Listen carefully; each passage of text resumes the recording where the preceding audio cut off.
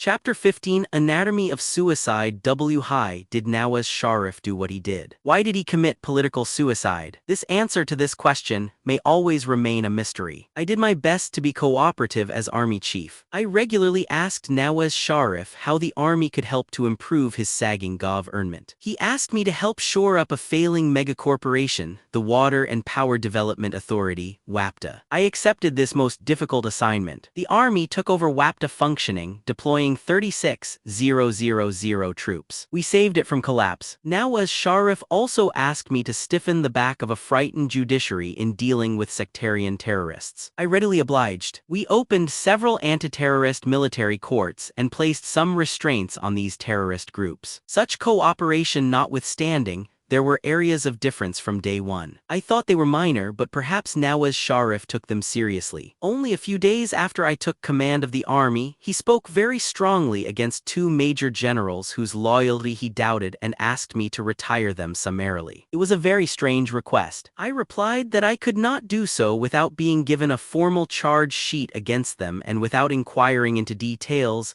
giving the officers a chance to explain their supposed misconduct. He persisted in his demand directly and indirectly through intermediaries for more than a month. Finally, I flatly refused to oblige him. I told him that major generals couldn't be treated so arbitrarily on mere hearsay or suspicion. The other disagreement arose a few months later, when the editor of 135-136 in the Line of Fire, the Friday Times, a weekly tabloid, was apprehended on the orders of the Prime Minister. I was first told to take over the case and keep the editor in the custody of the Lahore branch of Inter-Services Intelligence, ISI. I did so with some reluctance, mainly to protect him from torture or mishandling by the police. I specifically instructed the ISI to keep him in a safe house, out of harm's way. The story did not end there. I was shocked the next day when the Prime Minister placed an abominable demand on me to court-martial the editor. At first I almost laughed and thought he must be joking, but the Prime Minister had done his homework. He said a court-martial is quite legal in cases of treason. It was a shocking suggestion that gave me MV first glimpse into the deviousness of the Prime Minister's mind. Again, I flatly refused, explaining the adverse domestic and international consequences of such a rash action. My refusal ended in the release of the editor. It could be that such affronts on my part made the Prime Minister realize his folly in selecting me for my position. He had probably thought that being the son of immigrant parents, I would acquiesce in his demands, that I would feel insecure and vulnerable and do his bidding. He couldn't have been more wrong. For one thing, such parochialism does not exist in the army, where we are all Pakistanis. Neither did Sharif understand that the patriotism of those who voluntarily left everything behind and came to Pakistan is beyond question. Pakistan was built as a refuge and a homeland for the Muslims of India to escape Hindu economic and political domination and social discrimination. My family was one of those that sought refuge in their new country. We have a great stake in its survival and prosperity. For us to acquiesce in anything that we believe will damage Pakistan would be unthinkable. The Kargil episode created the biggest divide between the Prime Minister and myself. We had both wanted to put Kashmir firmly on the world's radar screen, politically as well as militarily. The Kargil initiative succeeded in doing so. Yet when external political pressure forced Nawaz Sharif to vacate the liberated area, he broke down. Rather than deriving strength through national solidarity, he blamed the army and tried to make himself look clean. He thought he would be more secure. Anatomy of Suicide 137 if he denied any knowledge of the Kargil operation. All kinds of carefully placed articles appeared, including a one-page advertisement in a newspaper in the United States,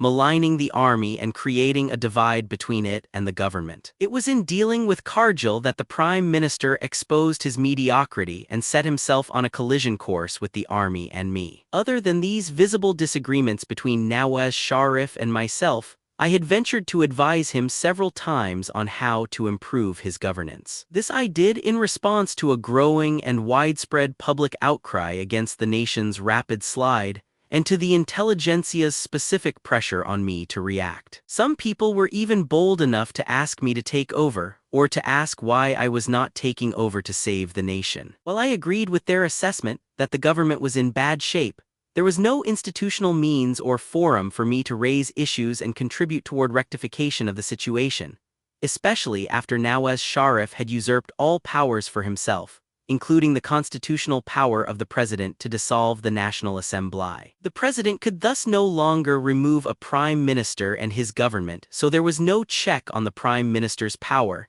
and I certainly had no intention of mounting a coup. Better to let the political process, such as it was, take its course. It is not unusual in Pakistan for the general public and the intelligentsia to approach the army chief and ask him to save the nation. In all crises, everyone sees Pakistan's army as the country's savior. Whenever governments have malfunctioned, as has frequently occurred, whenever there has been a tussle between the president and the prime minister, especially during the 1990s, all roads led to the general headquarters of the army. The army chief was regularly expected to put pressure on the prime minister to perform, to avoid corruption, nepotism, and sometimes downright criminality. The army chief was also dragged in to mediate all disputes between the president and the prime minister. In October 1999, the nation was fast headed toward economic and political collapse. Under these trying circumstances, I was working to shore up the prime minister and help him perform better. It was unfortunate that he distrusted my good intentions. Though he was a city boy 138 in the line of fire, his mental makeup was largely feudal. He mistook dissent for disloyalty. His misplaced perception of my loyalty, coupled with the suspicion that I was planning a coup,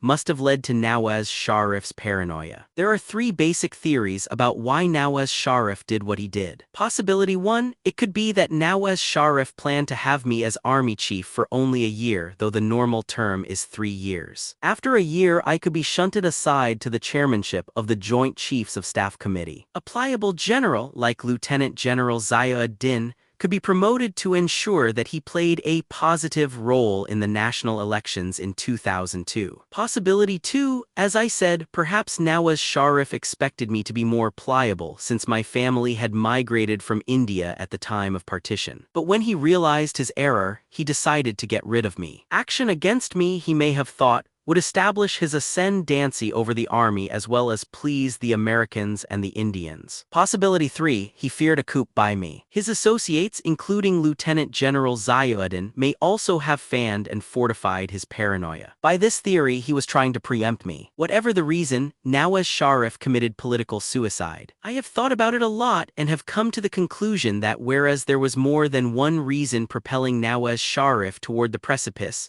the most outstanding must have been that he wanted a pliant army chief for the next elections. Our lower house of parliament, the National Assembly, had already passed the 15th Amendment to the Constitution, which was called the Shariat Bill. It would have made him as all-powerful as a medieval monarch. Through 3 constitutions, Pakistan has always styled itself an Islamic republic, but we have tried to maintain some distinction between governmental and religious authority. This amendment would also have consolidated all authority for enforcement of religious law in the hands of the Prime Minister. All that remained was passage by the upper house, the Senate. Now, as Sharif was waiting for the Senate elections in early 2000, which would have guaranteed him a 2/3 majority in the Senate as well because of the nature of our system. All 4 of our provinces are represented equally in the Senate, and members are elected by their relevant provincial assemblies on the basis of anatomy of suicide 139, the proportion of seats various parties have in that assembly. Since Nawaz Sharif's party had the largest number of seats in the 4 provincial assemblies combined, the result was a foregone conclusion. Once he had that, the Senate would have ratified the amendment. Nawaz Sharif had already emasculated dissent in his parliamentary party through amendments to the Constitution, and had also taken away the power of the president to dissolve the National Assembly under certain circumstances. All he needed now to effectively make him a civilian dictator was to become commander of the faithful. Lieutenant General Zia-ud-Din probably sensed what was on Nawaz Sharif's mind and cleverly urged him along, at the same time suggesting that he himself, Zia, a loyal Kashmiri, was my best replacement. Ziauddin used the Kargil affair to frighten the Prime Minister into believing that I would remove him from office. His word as the Director General of Inter-Services Intelligence carried great weight. The army's reaction to Nawaz Sharif's attempted coup has to be seen not only as a response to another humiliation by a prime minister, but also as a response to the abysmal political, social, and economic condition that Pakistan had reached. We stood at the brink of being declared a failed state, a defaulted state, or even a terrorist state. Economic growth had come to a standstill. The central bank was bankrupt, with only 10 days' worth of imports in foreign exchange remaining. Nawaz Sharif had to freeze private foreign currency accounts after $11 billion of deposits went unaccounted for. Over 1 trillion rupees, around $20 billion, had been invested in development over 11 years. But there was almost nothing to show for it except a solitary 230-mile, 370-kilometer highway. Sectarian terrorism was on the rise, with Shias and Sunnis being killed regularly. The police were totally demoralized, lawlessness was rampant, and the law courts were overwhelmed. The public was also demoralized and beginning to display signs of hopelessness in the future of the country. The people had lost their honor and their pride in being Pakistanis. They were yearning for change. With the 15th constitutional amendment, Nawaz Sharif wanted to usurp all power and become Amir-ul-Momineen, commander of the faithful, with dictatorial temporal and religious powers. The spirit of loyalty is instilled deeply in all ranks of the army. At the lower ranks, loyalty is toward the commander, and his word is to be 140 in the line of fire obeyed without question. At the senior command level, there is a larger sense of loyalty to a common cause or toward protection of the nation. The senior commanders had to decide whether their loyalty to a blunt, daring prime minister was stronger than their loyalty to their own chief and their patriotism and love for the nation and its people. I am glad that at the moment of truth they took action in favor of their higher sense of loyalty to Pakistan and in accordance with what the nation would have desired them to do. I am proud of my army and the spontaneous support displayed by the Pakistani masses who placed their trust in me to steer the nation to safety and prosperity. Part 4: Rebuilding the Nation.